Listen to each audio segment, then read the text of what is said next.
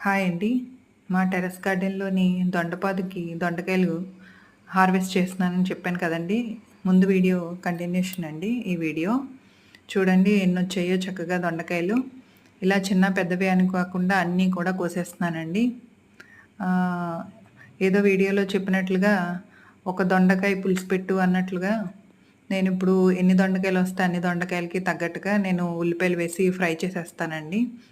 చాలా టేస్టీగా ఉంటుంది. చూడండి నేను నెట్ తెప్పించానని చెప్పాను కదా! ఇలా దొండపాదుకు కూడా నేను ఇలా నెట్‌ని అరేంజ్ చేసుకున్నాను.